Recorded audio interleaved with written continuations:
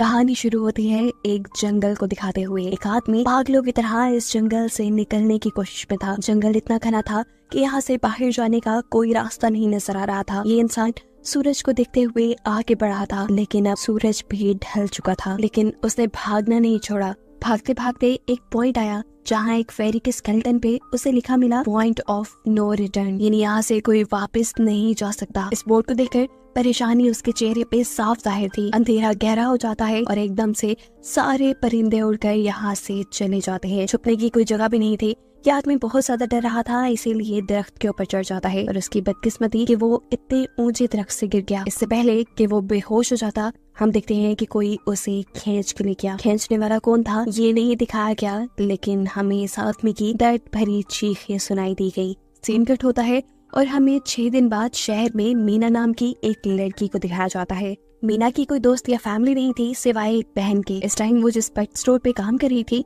उसके बॉस उसे एक पैरट को जू पे छोड़कर आने का ऑर्डर देते हैं। मीना इस पैरट को उठाकर अपने घर ले जाती है क्योंकि उसे अगले दिन जू जाना था। रात उसने इस पैरट के साथ गुजारी और फिर सुबह होने पर वो इस पैरट को लेकर जू के लिए निकल गई।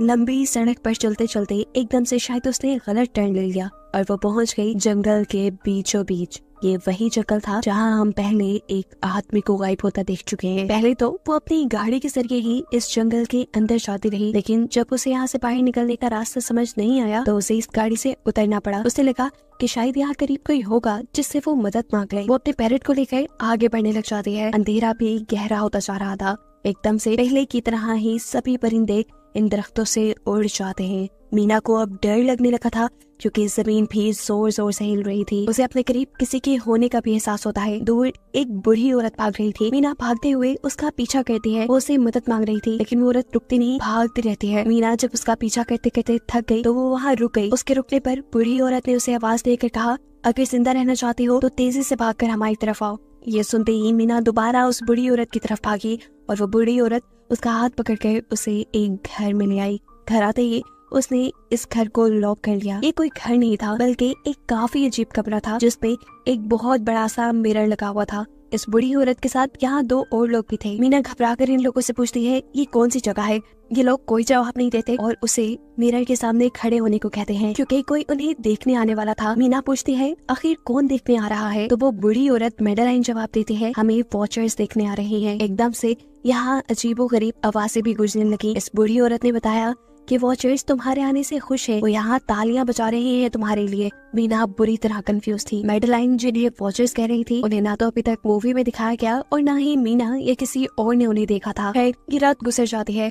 सुबह होने पर ये लोग इस जगह से बाहर निकल आते हैं। मेडेलाइन बताती है कि वो वॉचर्स सिर्फ रात में ही बाहर निकलते हैं, दिन के वक्त हम लोग जंगल में आजाद घूम सकते हैं। मीना को इस जंगल में नहीं रहना था, वो यहाँ से निकलने के लिए आगे बढ़ जाती है, पर मेडेलाइन कहती है ये तुम्हारा अच्छा फैसला नहीं, इस जंगल से बाहर निकलने का कोई रास्ता नहीं है। रात होने से पहले पहले हमें इस घर में वापस आना पड़ता है। अगर तुम लेट हो गई तो तुम अपनी जान से हाथ तो बैठोगी। मीना किसी की बात नहीं सुनती और अपने पैरट को लिए आगे बढ़ती रहती है। आगे बढ़ने पर उसे भी वही साइन दिखाई दिए, पॉइंट ऑफ नो रिटर्न वाले।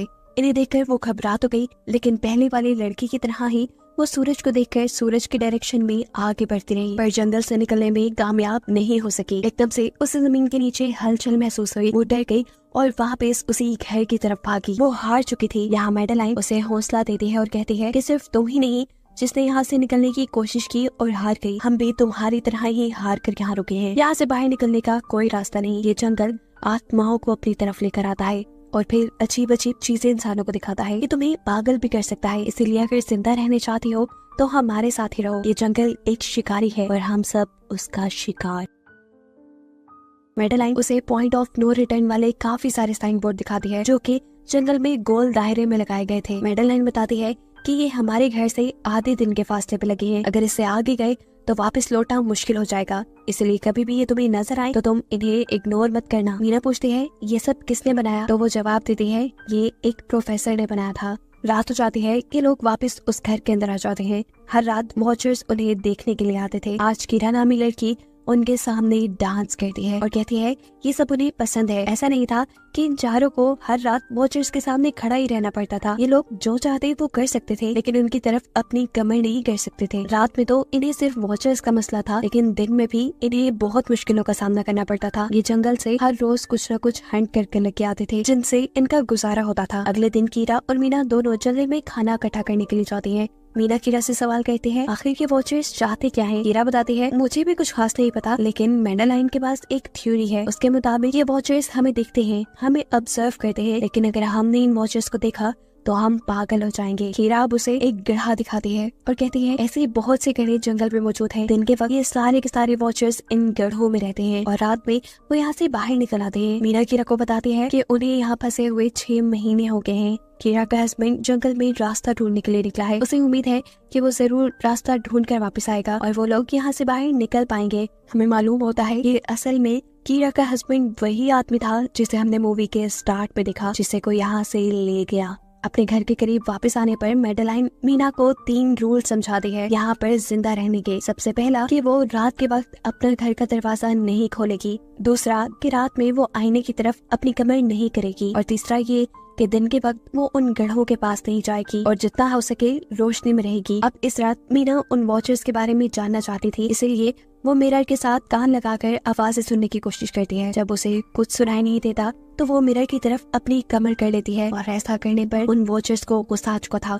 वो लोग जोर जोर से उस मिरर को मारने लग जाते हैं, यहाँ तक कि मिरर के अंदर क्रैक भी आ जाता है। शोर से मैडेलाइन भी उठ जाती है और वो मीना को मिरर की तरफ खड़े रहने को कहती है। ऐसा करने पे उनका गुस्सा ठंडा हो सकता था। खैर ये रात भी कट जाती है और अगले दिन मीना डैनियल के साथ शिकार पर निकलती है। मीना क्योंकि अपने अच्छे दिन यहाँ जाया नहीं करना चाहती थी, इसलिए वो यहाँ से निकलने की तैयारी कर रही थी। वो डैनियल से पूछती है क्या आज तक तुमने किसी वॉचर को देखा? डैनियल ना में जवाब देता है। तब मीना डैनियल को समझाती है कि मुझे लगता है कि ये सब मैडेलाइन की बनाई हुई कहानियां हैं, जिसके अंदर वो हमें फंसा रही है। हमें जरूर इन गढ़ों को जाकर चेक करना चाहिए, शायद हमें यहाँ से बाहर जाने का कोई रास्ता मिल जाए। डैनियल जो कि खुद यहाँ से बाहर जाना चाहता था, ना की बातें मान लेता है और अब मीना अपने साथ रस्सी बांधकर उस गड्ढे के अंदर उतरती है। रस्सी का दूसरा सिरा डैनियल ने पकड़ा हुआ था कि अगर मीना को कुछ भी हो वो जल्दी से मीना को बाहर की तरफ खींच ले। मीना नीचे गड्ढे में पहुंच जाती है जहां उसे बहुत सारे इंसानों का सामान मिलता है। मीना इस सामान को इकट्ठा कर लेती है, जरूर वो जंगल में फंसे हुए इंसानों का ही सामान होगा। रस्ते के सहारे मीना और डैनियल उस सामान को बाहर ले आते हैं और इससे पहले कि मीना उस गड्ढे से बाहर निकलती, उसे गड्ढे के अंदर किसी की उंगलियां दिखाई देती हैं। वो ठीक से तो नहीं देख पाई कि ये क्या चीज थी, लेकिन वो डर गई। ये लोग उस सारे सामान को लेकर अपने सेफ हाउस में आ गए, जहाँ मैडेलाइन ने उससे पूछा ये सामान तुम्हें कहाँ से मिला? ये लोग झूठ बोल देते हैं कि ये सामान उन्हें जंगल से मिला है। मैडेलाइन को इस जंगल में रहते हुए बहुत अरसा गुजर चुका था। वो जानती थी कि ऐसा सामान उसे जंगल से नहीं बल्कि गड्ढे से मिला होगा। वो मीना से पूछती रह जाती है बताओ तुमने गड्ढे के अंदर क्या देखा, लेकिन मीना उसे कुछ नहीं बताती। अब इन लोगों को गड्ढे से कैमरा भी मिला था। इस कैमरा को सीसीटीवी कैमरा बनाकर डैनियल और मीना इस घर के बाहर लगा देते हैं ताकि ये लोग भी वॉचर्स को देख पाएं। मैडेलाइन उनको समझाती रह जाती है ये तुम गलत कर रही हो, लेकिन ये दोनों उसकी एक नहीं सुनते। आज ये लोग वॉचर्स के इंतजार में बैठे थे ताकि इन्हें वो देख पाएं। अभी तक वॉचर्स नहीं आए थे, लेकिन आज इनके साथ कुछ अजीब होता है। उनका दरवाजा खटखटाया जाता है। ये लोग कैमरे से देखते हैं तो वहाँ उन्हें इंसानी टांगे दिखाई दे रही थी। बाहर जो कोई भी था वो कीरा के हस्बैंड की आवाज में बात कर रहा था। कीरा को लगा कि जरूर उसका हस्बैंड यहाँ से बाहर निकलने का रास्ता ढूंढ आया है। वो जल्दी से उठकर के दरवाजा खोलने के लिए जाती है, लेकिन मैडेलाइन उसे रोक देती है और कहती है तुम ये दरवाजा नहीं खोल सकती, मैं जानती हूँ भाई तुम्हारे हस्बैंड नहीं है। कीरा को मैडेलाइन की बातों पे यकीन नहीं था, इसीलिए मैडेलाइन कहती है तुम इसका इम्तिहान ले लो, तुम मुझसे कोई ऐसी बात पूछो जिसके बारे में सिर्फ तुम या तुम्हारा हस्बैंड जानता हो। कीरा बाहर खड़े हुए इंसान से एक किताब के बारे में सवाल करती है जिसके बारे में उसे पता होना चाहिए था, लेकिन जब बाहर खड़ा हुआ इंसान कोई जवाब नहीं देता तो ये समझ जाते हैं कि ये वॉचर ही है। ये जब दरवाजा नहीं खोलते तो वॉचर इनके बाहर लगाए हुए कैमरा को तोड़ देता है। सभी वॉचर अब गुस्से में आ चुके थे। वो इनके घर के बाहर लगा हुआ शीशा भी तोड़ने वाले थे, लेकिन ये सब लोग शीशे के सामने खड़े हो जाते हैं। उनके ऐसा करने पर वॉचर्स ने शीशा तोड़ना बंद कर दिया और वो इनको मारने नहीं आए। रात इनके साथ ये काफी सारी गलत चीजें हो गई थी, इसीलिए डैनियल और मीना ने डिसाइड किया कि वो मैडेलाइन को सच बता देंगे कि वो गड्ढे में गए थे। और इस बात से वो बहुत ज्यादा गुस्सा हो जाती है कि उन्होंने एक रूल तोड़ दिया था। मैडेलाइन उस गड्ढे से लाया हुआ सारा सामान उठाकर वापस उसी गड्ढे में फेंक देती है और अब ना चाहते हुए मीना भी यही रहने वाली थी। वक्त गुजरता गया, मौसम भी बदल गया। सर्दियाँ आ गई थी, लेकिन अभी तक ये लोग यही फंसे थे। मीना हर रोज यहाँ से बाहर निकलने वाले रास्ते की तलाश में जाती थी, लेकिन उसे कोई रास्ता नहीं मिलता था। उसने एक नक्शा भी बनाया था। उसे यकीन था कि कभी तो वो ये नक्शा पूरा कर ही लेगी। सर्दियों की वजह से इन्हें खाना भी ठीक से नहीं मिल रहा था और खाना ना मिलने की वजह से इनकी दिमागी हालत खराब होती जा रही थी। और इसी सब में मैडेलिन और डैनियल का झगड़ा हो जाता है। उसे में वो मैडेलिन के साथ साथ मीना को भी बाहर ही छोड़ के कीरा को सेफ हाउस में ले जाकर लॉक कर देता है। अंधेरा भी होने वाला था। मैडेलिन और मीना बहुत दरवाजा खटखटाती है, डैनियल की मिन्नतें करती है कि प्लीज ये दरवाजा खोल दो, लेकिन वो दरवाजा नहीं खोलता। फिर अंधेरा भी हो गया और मजबूरन इन्हें अपनी जान बचाने के लिए एक घने दरख्त के नीचे खड़ा होना पड़ा। अब तो इन्हें वॉचर्स के आने की आहटें भी सुनाई दे रही थी। इस टाइम मीना और मैडेलिन के साथ हम ऑडियंस को भी इन वॉचर्स की एक झलक दिखाई जाती है। ये लोग लंबे लंबे, पतले और खतरनाक थे। अपने गढ़ों से निकलकर ये सब इंसानों को देखने के लिए इस सेफ रूम तक पहुंचते हैं। और जब ये लोग देखते हैं कि मीना और मैडेलिन वहाँ नहीं है, तो उनको खाने के लिए ये लोग जंगल में उन्हें ढूंढने लग जाते हैं। और इन क्रिएचर्स के दूर जाते ही मीना और मैडेलिन को मौका मिल जाता है दोबारा अपने सेफ हाउस तक आने का। इस मर्तबा वो जोर जोर से दरवाजा खटखटाते हैं और आखिर डैनियल उनके लिए दरवाजा खोल ही देता है। ये लोग घबराए हुए थे क्योंकि इन लोगों ने अब वो क्रिएचर देख ली थी। मैडेलिन इन सब से आकर कहती है कि मैंने तुमसे झूठ बोला था कि मैं यहाँ पे फंस गई। असल में मैं इन्हीं क्रिएचर्स की तलाश में यहाँ आई थी, क्योंकि मैंने किताबों में पढ़ रखा था कि ये सारी क्रिएचर्स परियां हैं, फेरीज हैं। लेकिन यहाँ आकर मैंने जब इन्हें देखा तो मुझे पता चला कि ये तो मॉन्स्टर यानी राक्षस हैं, और साथ ही साथ काफी अक्लमंद भी। ये लोग भेस बदल सकते हैं। मैंने जिसको देखा था उसने बिल्कुल मेरे जैसा ही अपना रूप बना लिया था, बस उसके बाल थोड़े बिखरे हुए और आंखों के नीचे गड़े थे। मैंने उनकी इन हरकतों से अंदाजा लगाया कि वो हम जैसा बनने के लिए हर रोज कुछ सीखते हैं, इसीलिए ये हर रोज आकर हमें ऑब्जर्व करते हैं और जो जो काम हम करते हैं वैसे ही काम ये लोग करने लग जाते हैं। इनकी इन्हीं बातों के दौरान दोबारा दरवाजे पे खटखटाहट होती है। ये क्रिएचर्स अब इन्हीं की तरह बोल रही थी। वो अंदर आना चाहती थी, लेकिन ये दरवाजा नहीं खोल सकते थे। अगर ये दरवाजा ना भी खोलते फिर भी क्या हो जाता। उन क्रिएचर्स में इतनी ताकत थी कि वो इस लोहे के दरवाजे को तोड़कर अंदर आ जाएं। इन लोगों को कहीं छुपना था। सभी को कुछ समझ नहीं आ रही थी, पर अचानक डैनियल की नजर फर्श पे पड़ती है। यहाँ फर्श थोड़ा ऊपर नीचे था। वो जैसे ही कारपेट उठाकर दिखता है तो नीचे एक बंकर था। ये लोग बिना वक्त जाए किए उस बंकर का दरवाजा खोल के उसके अंदर चले जाते हैं और फिर बंकर बंद कर लेते हैं। ये लोग इस चीज से हैरान थे कि ये बंकर इतने अरसे से यहाँ था और इन लोगों को पता भी नहीं चला। इस बंकर के नीचे बहुत फैसिलिटीज थी, हजारों दिन का खाना, बहुत सारे टीवी, टेक्नोलॉजी और भी बहुत सा जरूरत का सामान रखा था। मीना जानना चाहती थी कि आखिर ये जगह किसने बनाई, इसीलिए वो इस कंप्यूटर को ऑन कर लेती है। इस कंप्यूटर में इंटरनेट तो नहीं था, लेकिन बहुत सा डाटा सेव था, जिसे खोलने पर इन्हें पता चलता है कि ये सारी जगह डॉक्टर मार्टिन ने बनाई थी। ये असल में प्रोफेसर को इन क्रिएचर्स के बारे में पता था। वो इन क्रिएचर्स पर रिसर्च करना चाहता था, इसीलिए उसने ये बंकर बनाया था। वो इस बंकर में रहता था। पैसों का लालच देकर वो दूसरे इंसानों को यहाँ लेकर आता था और रात के वक्त उन्हें ऊपर रूम्स में छोड़कर खुद इस बंकर में आकर छुप जाता था और वो मॉन्स्टर फिर उन इंसानों को खा जाया करते थे। अपनी सारी रिसर्च के दौरान डॉक्टर मार्टिन बताते हैं कि ये क्रिएचर कोई मॉन्स्टर नहीं, बल्कि असल में फेरीज थी जो पहले इंसानों के साथ रहती थी, लेकिन फिर इंसानों ने इन्हें धोखा दिया। इन्हें यहाँ जंगलों में फंसाकर वो यहाँ से निकल गए और काफी साल जमीन के नीचे रहने की वजह से इनका जादू और इनके पर चले गए। डॉक्टर मार्टिन बताते हैं कि सारी रिसर्च के दौरान उन्हें एक सबसे अलग फेरी मिली जो रोशनी में भी उन गढ़ों से बाहर आ सकती थी। वो अच्छी थी, उसे डॉक्टर मार्टिन को मारा नहीं। डॉक्टर मार्टिन उसे यहाँ ले आया। वो फेरी मार्टिन के साथ रहकर सब कुछ सीख गई, लेकिन थोड़े अरसे बाद इन दोनों के अंदर कोई लड़ाई हो गई। इस कंप्यूटर में बहुत सी वीडियोस थी और हर वीडियो में डॉक्टर मार्टिन ने कुछ न कुछ बताया हुआ था। मीना बस ये जानना चाहती थी कि आखिर में क्या हुआ, इसीलिए वो सबसे आखिरी वीडियो प्ले करती है, जिसमें वो देखती है कि प्रोफेसर खुद को और उस फेरी को मारने वाले है। मरने से पहले वो इस जंगल में फंसे हुए लोगों के लिए यहाँ से निकलने का रास्ता बता देता है और कहता है कि शाम में जिस डायरेक्शन में परिंदे भागते हैं उसी डायरेक्शन में भागने से वो लोग इस जंगल से निकल सकते हैं। उसने इस रिकॉर्डेड मैसेज में कहा था कि अगर कोई इस जंगल से निकलने में कामयाब हो गया तो यूनिवर्सिटी में जाकर मेरी सारी रिसर्च तबाह कर देना। बस कुछ राज से रहने चाहिए। मैंने यहाँ आकर बहुत बड़ी गलती की थी। मैं वो दुनिया नहीं बना सका जिसका मैंने ख्वाब देखा था। मैं इंसानों और फेरिस को एक साथ नहीं रख पाया। खैर, आज रात इनकी काफी खुशी में कटती है क्योंकि इन्हें बाहर जाने का रास्ता मिल गया था। सभी लोग अब बंकर से बाहर निकलते हैं तो देखते हैं कि इनका सेफ हाउस ऑन वॉचर्स ने पूरी तरह तबाह कर दिया है। ये लोग अब यहाँ जंगल से निकलने के रास्ते में बढ़ जाते हैं। वो परिंदे जिनके बारे में प्रोफेसर बता रहे थे वो तो शाम को उड़ने वाले थे, लेकिन इन्हें शाम होने से पहले जंगल से बाहर निकलना था, इसलिए मीना अपने पास मौजूद पैरट को आजाद कर देती है। जिस डायरेक्शन में वो उड़ता है ये लोग उसी डायरेक्शन में चलने लग जाते हैं। चलते हुए रास्ते में इन्हें एक कब्र मिली। मेडेलाइन इस कब्र को देखकर बताती है कि एक वक्त था जब ये लोग इंसानों के साथ रहते थे, लेकिन इंसानों ने इनके साथ बहुत बुरा किया, धोखा किया और इन्हें यहाँ जंगलों में छोड़कर वो चले गए। और क्योंकि इन फेरीज ने अपने पर और अपनी जात को खो दिया, इसलिए अब कभी वो इस जंगल से बाहर भी नहीं जा सकते। चलते हुए ये लोग एक नदी के पास पहुंच गए। फाइनली इस नदी के जरिए ये लोग इस जंगल से निकल सकते थे। शाम भी हो चुकी थी। वो फेरीज, वो वॉचर्स अब जमीन से बाहर निकलने लगे थे। इससे पहले कि ये लोग डॉक्टर मार्टिन की बोट में बैठकर यहाँ से दूर चले जाते, डेनियल को यहाँ अपना साथी जॉन मिल जाता है। वो जख्मी हालत में था। डेनियल उसकी मदद के लिए आगे बढ़ता है। बाकी सब अपनी बोट में बैठ गए थे। इससे पहले कि डेनियल वापस आता, ये लोग देखते हैं कि डेनियल जिसकी मदद करने गया वो कोई इंसान नहीं बल्कि रूप बदलने वाली फेरी थी, जिसने अब उनकी आंखों के सामने डेनियल का रूप ले लिया था। ये सब लोग डेनियल के लिए कुछ नहीं कर पाते।